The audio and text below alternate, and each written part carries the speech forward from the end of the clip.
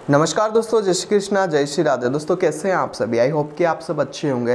दोस्तों आज की इस वीडियो में हम चर्चा करेंगे कन्या लग्न की कुंडली में सूर्यदेव का रत्न माणिक्य आप किन परिस्थितियों में धारण कर सकते हैं और किन परिस्थितियों में आपको इसे धारण नहीं करना चाहिए। देखते रहिएगा इस वीडियो को और बने रहेगा मेरे साथ। मेरा नाम है विशाल और आप देख रहे हैं एस्ट्रोविश यूट्यूब चैनल।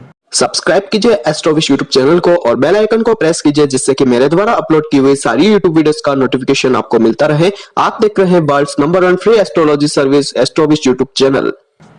रत्न संबंधी जानकारी प्रदान करने से पहले यहाँ पर मैं आपको कन्या लग्न और सूर्यदेव के बारे में कुछ साधारण सी बातें शेयर कर देता हूँ।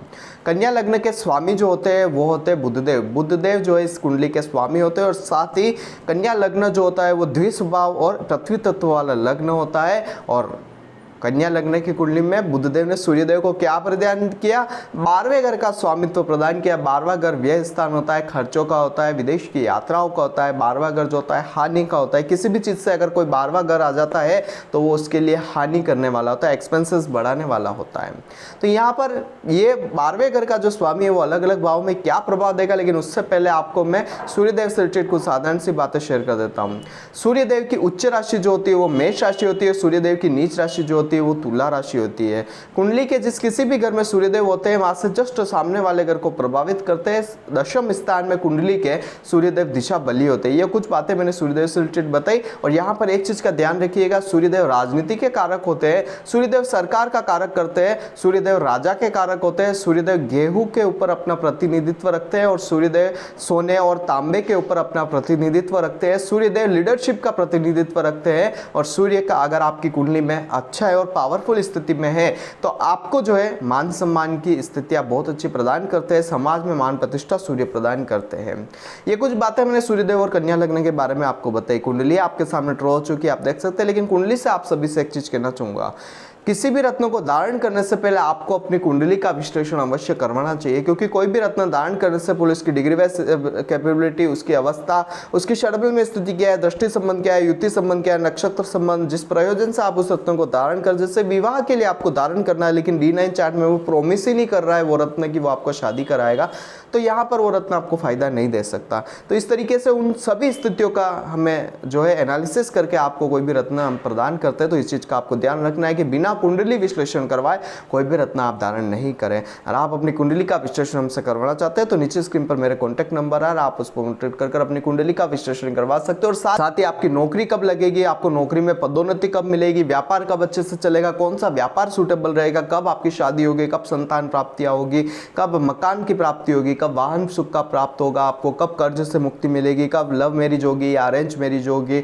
कब आपके जीवन में अच्छी चीजें आएगी, सुख समृद्धि आएगी। इस तरीके के बहुत सारे सवाल है तो आप मेरे से कांटेक्ट कर अपनी कुंडली का विश्लेषण करवा सकते हैं। अगर आपको ये वीडियो पसंद आती है तो इस वीडियो को दूसरे लोगों के साथ शेयर अवश्य करें। चैनल को सब्सक्राइब करना मत भूलिएगा। शुरू करेंगे। कन्या लग्न की कुंडली में सूर्यदेव का रत्न माणिक्य आप किन परिस्थितियों में धारण कर सकते हैं। लग्न में ही अगर माणिक्य रत्न यानी कि सूर्यदेव विराजमान है तो आप क्या इनका रत्न धारण कर सकते हैं। वैसे मैं एक चीज आपसे निवेदन करना चाहूंगा कि 12वें घर का स्थान का जो स्टोन होता है या जो ग्रह होता है जिस घर में जाकर बैठ जाता है वहां से उस घर से रिलेटेड हानि प्रदान कर देता है। अब अगर आप 12वें घर का रत्न लग्न में धारण करेंगे तो आपके स्वास्थ्य की हानि देगा, आपके मान सम्मान में हानि देगा, मान सम्मान पर लांछन लगा सकता है।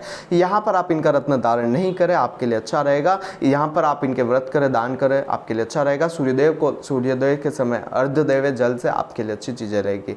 वहीं अगर बात की जाए सेकंड हाउस में तो यहाँ पर सूर्य ऑलरेडी नीच के होते तो यहाँ पर रत्न धारण करना आपके लिए कहीं भी शुभ अच्छी चीजें लेकर नहीं आ सकता है। धन बहुत ज्यादा खर्च होगा। व्रत करें, रविवार का व्रत कर सकते हैं, आपके लिए धन में थोड़ी स्टेबिलिटी आपको देखने को मिलेगी, पारिवारिक जीवन में स्टेबिलिटी रहेगी, परिवार के सदस्यों के साथ अच्छी बनकर चलने वाली रहेगी। बात करेंगे तीसरे घर में।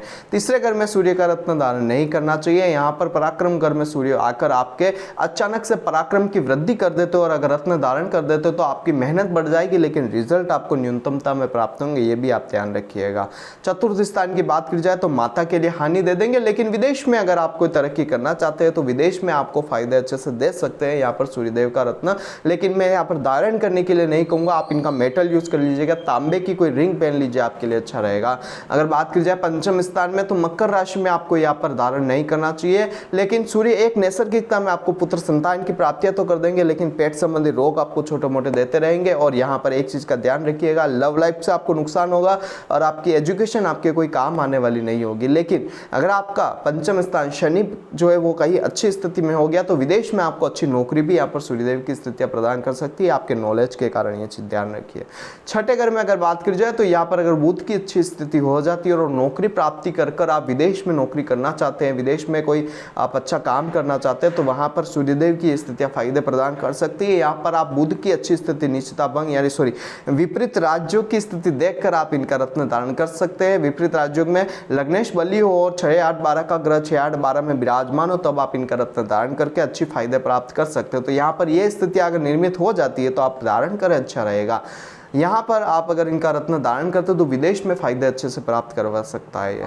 वहीं अगर बात की जाए सप्तम स्थान में, तो सप्तम स्थान में इनका रत्न धारण करना आपके वैवाहिक जीवन को नष्ट करेगा, व्यापार में आपको लॉसेस दे सकता है, तो नहीं धारण करें, अच्छा रहेगा। रविवार का व्रत करना व्यापार में दिन दुगनी रात चुगनी तरक्की लेकर आएगा। बात करें अष्टम स्थान की, तो अष्टम स्थान की अगर बात की जाए, तो अष्टम स्थान में आप यहाँ पर उच्च के होते हैं सूर्यदेव, आप इनका रत्न धारण नहीं करें। लेकिन सूर्य यहाँ पर आपको जो है एस्ट्रोलॉजिकल फील्ड में आपको जो है कुछ साइंस की चीजों में काफी हद तक तरक्की प्रदान कर सकता है। और यहाँ पर सूर्य का विराजमान होना आपके लिए शेयर मार्केट वगैरह के चीजों से थोड़ा हानि आपको प्रदान कर सकता है, इस चीज का ध्यान रखिएगा।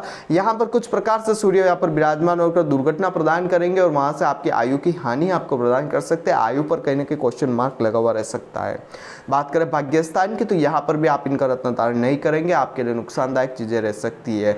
बात करी जाए दशम स्थान में, तो दशम स्थान में अगर आप विदेश में कोई कार्य क्षेत्र सेट करना चाहते हैं, उस स्थिति में अगर वो नहीं हो पा रहा है, तो यहाँ पर आप इनका रत्न कुछ टाइम के लिए धारण कर स्टेबिलिटी लेकर आप इनका रत्न खोल लीजिएगा, आपके लिए अच्छी चीजें रहेगी। बात करें 11th हाउस में, इनकम सोर्स अगर विदेश से जुड़ी हुई रखना चाहते हैं तो आप इनका रत्न धारण करिए, अच्छी चीजें रहेगी। लेकिन ज्यादा टाइम तक भी नहीं धारण करना है, इसके लिए मेटल यूज कर सकते हैं, तांबे की कोई रिंग यहाँ पर आप अपनी उंगली में धारण कर ले, गेहूं का दान कर सकते हैं, ये आपके लिए अच्छा रहेगा। अगर बात करी 12वें घर में, तो 12वें घर में आप इनका रत्न धारण कर सकते हैं या नहीं कर सकते। विदेश में स्टेबल है, विदेश में आप रहना चाहते हैं, विदेश में आप कहीं ना कहीं अच्छे फायदे प्राप्त करना चाहते हैं, तो आप वहां पर धारण करें, आपके लिए अच्छी रहेगी। लेकिन ये भी यहाँ पर आपको नुकसान देगा, हानि आपके बढ़ी हुई रहेगी, खर्चे आपके बढ़े हुए रह सकते हैं, ये चीज आपको ध्यान रखनी है। यानी कि एक चीज कहना चाहूंगा, 12वें घर का स्वामी जहां जहां जाएगा उस घर से खर्चे देगा। भाग्य स्थान में जाएगा तो पिता से रिलेटेड खर्चे, धर्म से रिलेटेड खर्चे देता रहेगा। चौथे स्थान में जाएगा माता भूमि मकान से खर्चे रहेगा। पंचम स्थान में जाएगा तो आपकी संतान से खर्चे लेकर आएगा, आपके लव लाइफ से खर्चे लेकर आएगा, आपको कहीं ना कहीं खर्चे लगे हुए ही रहेंगे।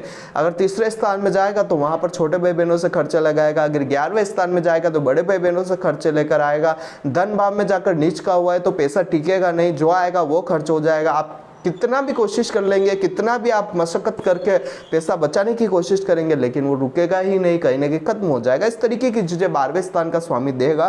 तो कन्या लग्न वालों, यहाँ पर आप इनका रत्न धारण नहीं कर आप यहाँ पर इनके व्रत करें, दान करें, मंत्र जप करें, आपके लिए अच्छा रहेगा। इनके मेटल का यूज कर सकते हैं, वो अच्छी चीजें लेकर आएगा। यंत्र का उपयोग करें, वो अच्छी चीजें लेकर आ सकता है। तो आज की वीडियो में इतना ही। मैंने आपको बताया कि कन्या लग्न की कुंडली में सूर्यदेव का रत्न कब धारण करना चाहिए और कब नहीं धारण करना चाहिए। अगर आप अपनी कुंडली का विश्लेषण मुझसे कराना चाहते हैं तो नीचे स्क्रीन पर मेरे कॉन्टैक्ट नंबर आ रहा है, आप उस पर कॉन्टैक्ट कर अपनी कुंडली का विश्लेषण मुझसे अवश्य करवाइएगा। अगर आपको वीडियो पसंद आता है, इस वीडियो को दूसरे लोगों के साथ शेयर अवश्य करें और इस चैनल को सब्सक्राइब करना मत भूलिएगा। कल फिर मिलेंगे एक नए वीडियो के साथ, एक नए टॉपिक के साथ। तब तक के लिए जय श्री कृष्ण, जय श्री नाथ जी बाबा की। आई होप कि मेरे द्वारा बताई गई जानकारी आपके लिए हेल्पफुल और महत्वपूर्ण रही होगी। अगर आपको ये वीडियो पसंद आती है तो इसे दूसरों के साथ भी शेयर कीजिए, जिससे कि दूसरे लोग भी इस चीज का फायदा उठा सके। दोस्तों बने रहिए इस चैनल के साथ। मेरा नाम है विशाल और आप देख रहे हैं एस्ट्रोविश यूट्यूब चैनल। जय श्री कृष्ण।